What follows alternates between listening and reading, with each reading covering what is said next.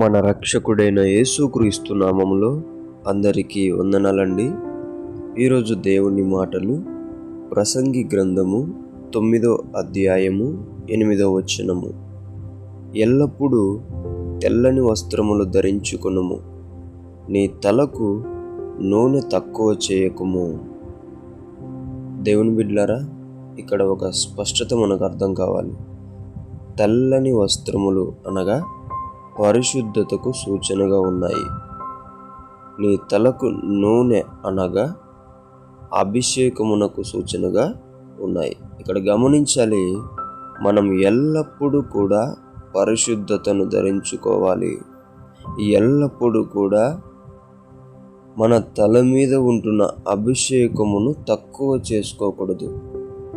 దేవుని బిడ్డలారా, దేవుడు అనుగ్రహించిన పరిశుద్ధమైన జీవితమును, దేవుడు అభిషేకించిన అభిషేకమును ఎవ్వరు కూడా పోగొట్టుకోకూడదు.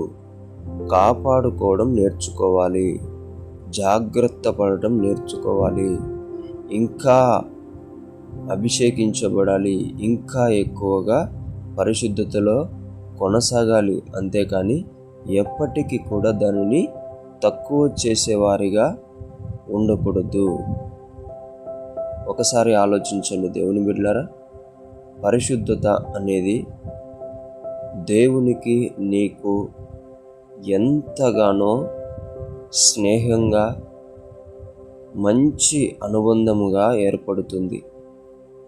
పరిశుద్ధత ద్వారా, అభిషేకము ద్వారా దేవుడు అనుకుంటున్న ప్రతిదీ కూడా నీ ద్వారా జరగడం జరుగుతుంది.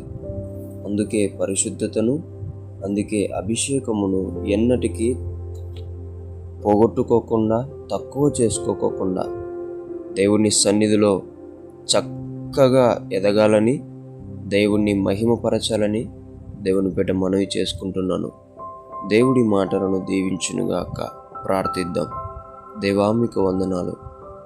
ఈ పరిశుద్ధమైన జీవితం ఇచ్చింది నీవు, ఈ గొప్ప అభిషేకమును అభిషేకించింది నీవు. పరిశుద్ధమైన జీవితం ధరించుకొని అభిషేకమును తక్కువ చేసుకోకుండా కొనసాగించే జీవితము కూడా మాకు అనుగ్రహించమని యేసు నామములో ప్రార్థిస్తున్నాం తండ్రి. ఆమేన్.